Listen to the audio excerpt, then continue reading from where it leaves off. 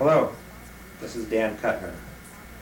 I got the idea not too long ago to start a show of my own to discuss some things like philosophy and what's happening in the world and the relevance to the person. I think much of what we see on TV nowadays doesn't relate to you. They try to get you to act in some way or react in some way or pay more taxes or to obey some new law, and there's very little relevance given to you as a person. It's for the group, or trust us for the government, something along those lines.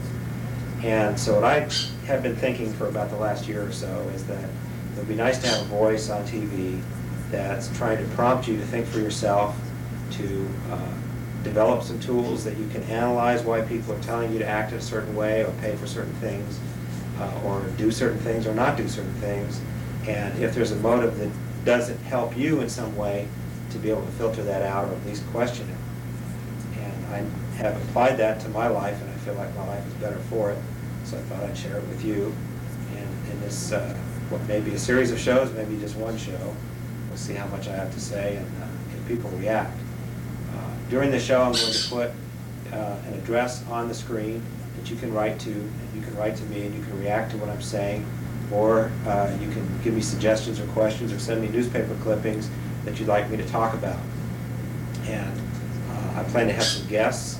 There's a lady here running the camera for me that may prompt me with questions today. She may not. She's shaking her head right now. But in any case, I'd like to have guests on, so if you'd like to say your point of view, your philosophy, your way of living, and how it can help other people, please write me, and I'll be glad to have you as a guest on the show. This first show I'm having here in my apartment. I have some land that I want to do the show on out in the wilderness, and away from, pretty much away from civilization anyway, and away from my pet bird, which you probably hear in the background. But this first show I wanted to do as a kind of test to see how much I had to say, to listen to it myself and see if it made sense, and if it does, to edit it and then present it to you. In the future, we'll do it a little differently. We'll do it around a campfire, or go somewhere else, or if you have someplace that you'd like to be the guest and have a show in some place you know about, we can do it there.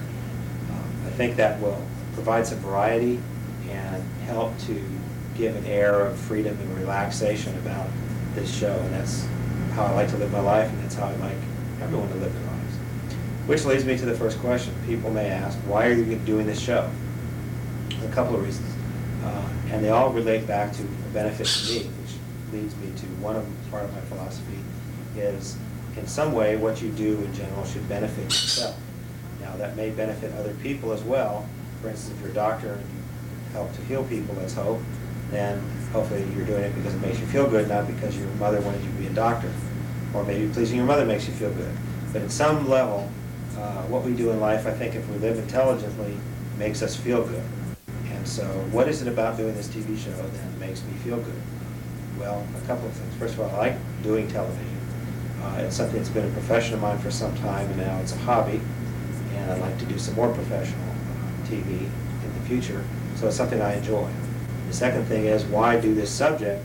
Because as I drive down the highway or go to the supermarket or go to work or go out to bars or whatever I do, I feel like my interaction with people would be better if more people believe the way I do. We probably all believe that to some extent, because if everyone thought alike, there would be less conflict in general. But I think that the philosophy that I want to present in this show allows for differences in human beings and still allows for a resolution of conflict and a realization of goals, concrete things that you want to do with your life. So that leads me to the next point, and that is, how do we achieve some of these things? Assuming that you're still watching and you want to absorb some of these ideas and see how they apply to you, the question is, what is it that you would want to achieve? Well, I think in order to define what you want to achieve in life, I think the first step along the way is to define a personal philosophy of some kind. And it doesn't have to be cast in concrete, it doesn't have to go down to every detail of your life, but I think it gives you a roadmap of how to live. It tells you that for you, what's, and I don't like to use these words, but what's good and bad, right and wrong, what's the better path to take, and it leads to a set of ethics that helps telling you how to behave, how to interact with other people safely and happily, how to choose what you're going to get involved in, how you're going to spend your time, and maybe even questions of physical health. So in order to understand where I'm coming from, to me the best thing is for me to explain my philosophy to you as best I understand it, because it's a constantly developing thing. And I'm 46 years old, and I only really started developing a philosophy consciously maybe 10 years ago, maybe not even that long ago. But in terms of the philosophy that's taught in schools, as I understand it, the closest thing to what I believe is a philosophy called logical positivism, which, as I understand, is a type of existentialism. Now, what does all that mean? Existentialists believe that they're very much kind of show-me people. In other words, they don't take a lot for granted about life, including that there's a purpose to life, that there's a purpose in the universe, or even that there's order in the universe. And they also tend to believe that you cannot know anything, that you have certain beliefs, that you accept certain evidence in favor or against certain issues, but that you don't really know these things. These are all perceptions. A logical positivist takes it one step further, and this is what I like about it, and relates it to life, living things in the concrete world that we know through our senses, and that is, if you can't prove or disprove something, then it's irrelevant. The question is irrelevant. For example, if someone were to try to prove to a logical positivist whether or not there's a God, the very first thing a logical positivist would ask is, what test do we construct to prove or disprove the existence of God? If a test like that cannot be constructed, in this case, to my satisfaction, that yes, the results of this test will prove or disprove for me whether there's a God. If you can't construct a test like that, then the question of whether there's a God is meaningless to that person, and you get on to the next question. If the question is the light red at the next intersection, it's a very simple test to construct, and you can use that in your life. Which leads us to believe then that for the logical positivist, the question of whether there's a God or not is not a question of fact, it's a question of belief. So, once you put a thing like that in focus, you can get on with life, so to speak. You can say, well, these things aren't provable or disprovable, so I'm not going to worry about it. I'm going to decide what I believe. I'm going to decide what sources of information I'm going to trust, and I'm going to focus on the information that means something to me as the distinction between whether there's a God and whether the light is red. So, to my understanding, I believe I didn't major in philosophy, but from the reading that I've done, that's my understanding of the difference, and that's why I'm a logical positivist, because to me, it's sometimes fun to discuss whether there's a God or not, but since for my satisfaction there's no way to prove it, I don't spend a lot of time doing that. On the other hand, to try to decide what to do at work, or whether abortion is proper, those kind of things are a little easier for me to construct a test that satisfies me whether they're right or wrong, or whether I believe the source of information or not. So that's my philosophy, and that's the background of how I form my decisions day to day. And it's also the background in what I'm going to say to you on this video today. So, I have a couple of rules that I live by, and some of them are kind of tongue-in-cheek, and I'll discuss some of those right now and see if they apply to you.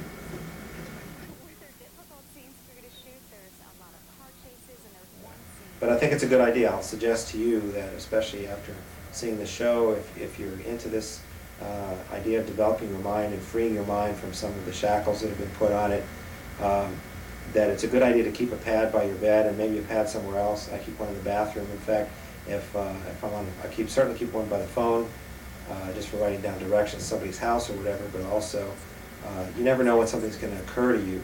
At work, I always have a little spiral notebook with me that I use to jot down ideas, and certainly things that come up at work, but also things that are relevant to other parts of my life, because the mind is pretty interesting, and then something will just bubble up, and you'll get an idea that relates to something totally separate in time from what you're doing, something you're going to do 2 weeks from now, or something you want to write to a friend, or you want to put in your life story, and or your screenplay, or whatever it is you're working on, and this will bubble up from your brain, and you want to be able to jot it down.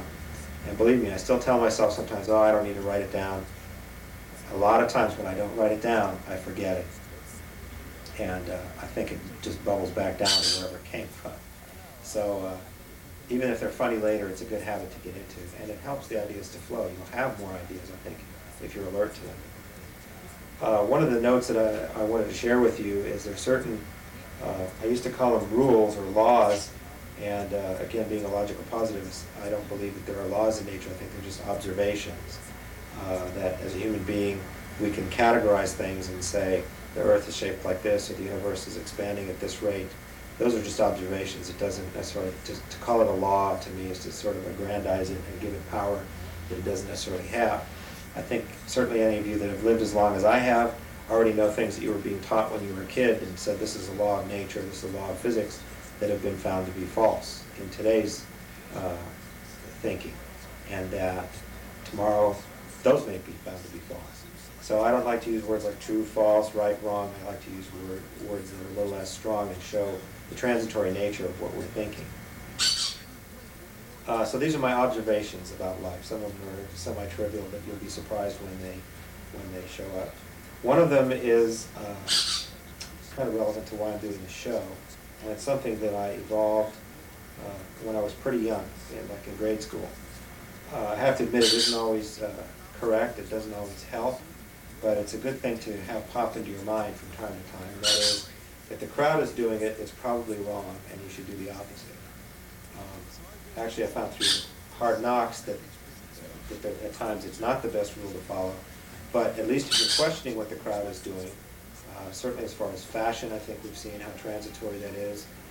As far as moral thinking, I think we've seen the transitory nature and often the incorrectness of what the crowd is doing. And especially nowadays, which I'll touch on shortly, where I believe that the crowd is being manipulated in their thinking of what's good and bad, right and wrong, and popular and unpopular, that it's being manipulated for reasons to benefit one group or another, that it's very beneficial to be suspicious of what the group, the crowd, everyone is doing. I remember seeing a commercial that made me laugh along these lines. It was a Dr. Pepper commercial where their slogan was, be part of the original crowd. And I always thought, if you think about that, how can a crowd be original? But that's what they said in the ad. Anyway, so that's my first observation.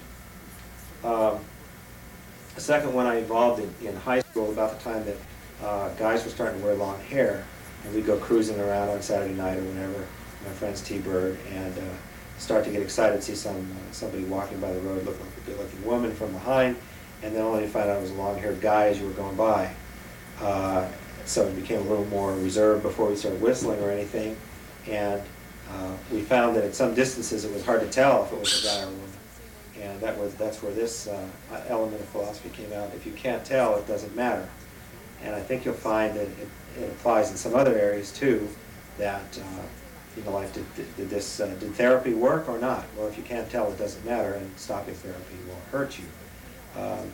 Same thing in buying a car. Am I more popular now that I have this car? Well, if you can't tell, then it didn't matter. So there are many areas where I think that applies. You keep that one in mind. Here's another one, again, tongue-in-cheek, but it applies in a way that I'll explain in a minute. Never have a pet or girlfriend that can beat you up. I think a corollary to this is never piss off anybody that has power over you. So if the cop stops you, it doesn't usually help to make him angry or to smart off to him, because he has the gun, he has the ticket book, and he can use both. He could probably shoot you and never have to fill out a report nowadays.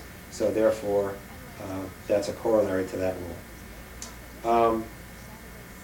On the other hand, some people might want to have a girlfriend that can beat them up. They might enjoy that. So, but they are defining that differently than I am. But I always think about that when I see people walking two vicious mastiffs with spikes on their collar and things like that. But it's a good thing those dogs are on their side right now, because if they ever turn, they're going to have a problem.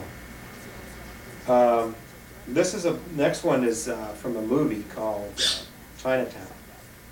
As this show goes on, you'll see that I get a lot from movies, and I think the reason is because the really, really good movies are based on a way of thinking or some element of thought that the screenwriter wants to get across.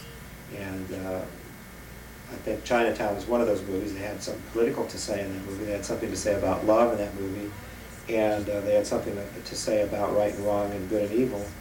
And so this one was a line that John Huston's character utters near the end of the movie when he's found to be the evil force behind all these bad things that are happening in the movie.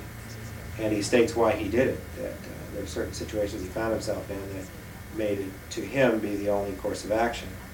And the way he says it, I can't even imitate, but he's very forceful when he says this, that most people never have to face the fact that at the right time, in the right place, they're capable of anything. And I've never had to prove that to myself, but I do believe it. And it's something to keep in mind, that if you back someone into a corner in business or in some emotional area, that they're capable of anything. And I think we see that on the news. We see the John Wayne Gacy's and people like that who say at least that they felt backed into a corner and murder or whatever hideous deed was their only recourse. And we've seen it in the case of politics, where George Bush was backed into a political corner and felt that the only thing he could do was invade Panama, kill tens of thousands of civilians, kidnap a guy that he put in power when he was in the CIA, and put him to a mock trial here in the United States. There again, he felt backed into a corner, I'm sure, and that's why he did that. The next element of philosophy is something I am not totally immersed in, but it's something I thought I'd include in deference to a friend of mine from South Africa, a guy named George, who lives in San Diego, and he and I spent many an hour talking philosophy, and he opened my eyes to a bunch of things. And one of them is, he didn't quite say it. I'll say it the way he said it first, and I'll say why I've changed it. George said, everything is a con. My answer to him was, therefore you're a con. Now by con, of course, he meant conning people, not ex-con. And he had to think about that, and he said, yes, at various times he is. So that changes that statement to almost everything is a con. I think there are times that people are being straight with each other, but that in general, a lot of us are afraid to put our true selves on the line. And certainly when you get into the area of commercials and politics and at work, things like that, that people tend to try to manipulate one another. And the big way they do that is by conning one another. There are more forceful ways they have of tricking or forcing each other into certain actions or inactions. But I think conning is at the level, that's the first recourse that people will take. Certainly when you're out dating or you're out at the bars or buying a car, conning is working both ways.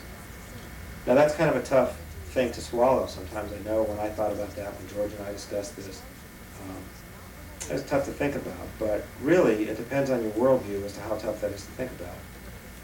I'm at the point where I kind of think of our world being kind of like under the ocean. And when you think about that, you think about the sharks that go around eating things, and you think about the little sucker fish that catch the scraps that the sharks don't eat. And then you think about most of what's going on in there is conning, that the little squid shoots the ink out to trick the other fish into thinking that he's not there, or to thinking that he's bigger than he is, or that he's something other than a squid. You got that little fish that sticks his tongue out and it looks like a little bug, and the other fish goes to grab it and he gets eaten. That's a con. There's all kinds of conning going on in the sea. So to me, something happens in nature, and we are part of nature, or something I truly believe, that doesn't make it bad.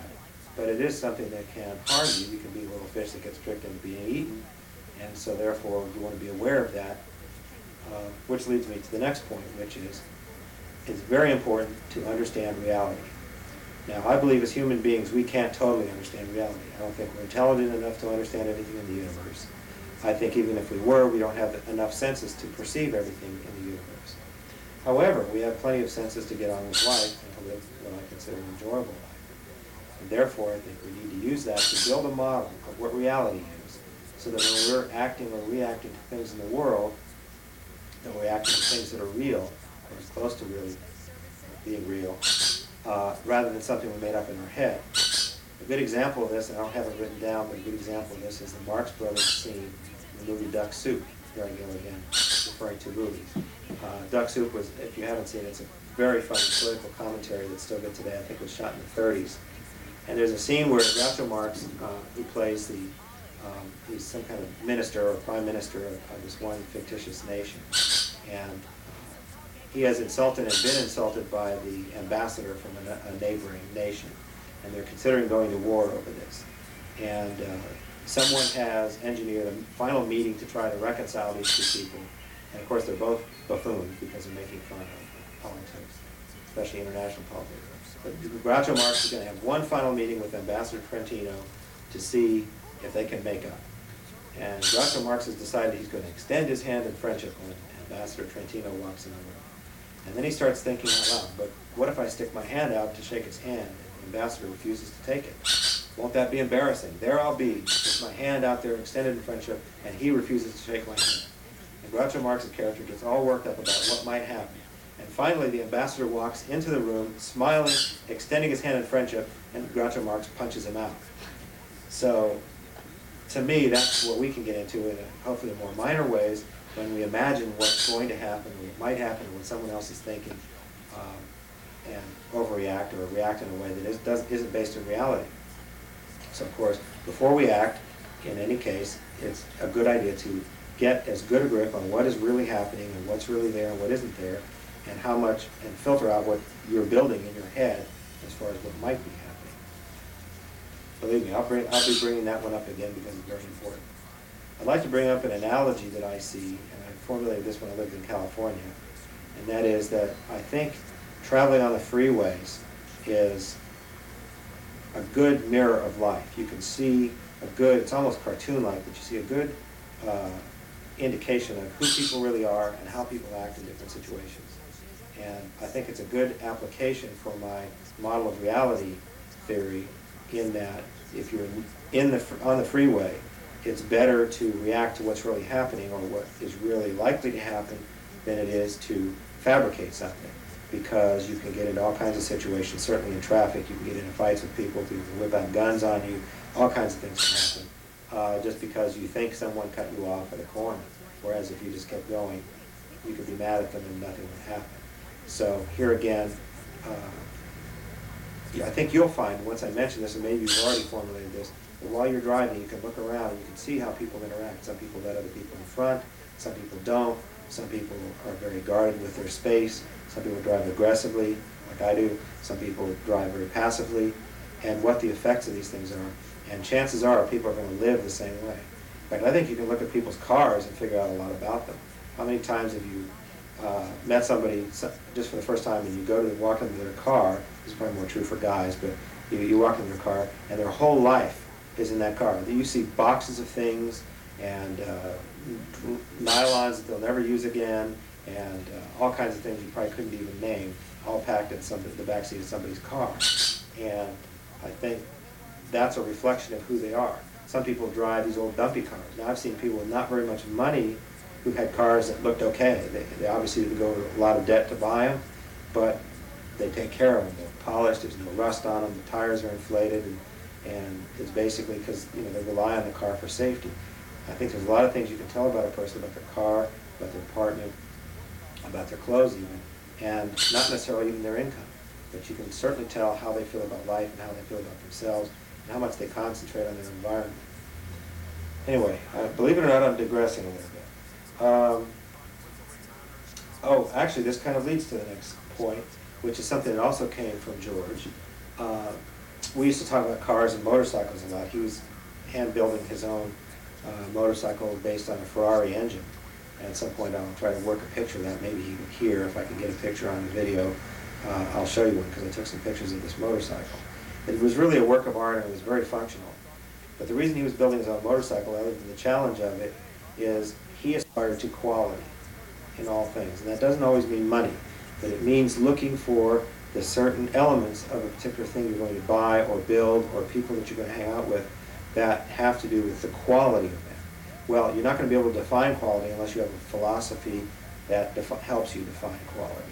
So, to me, there's many, many points to quality. In a car, it might be how it handles and how sturdy it was made and what the safety of it is. How it looks may have something to do with it as well. Some of that is subjective, and possibly all of it is subjective.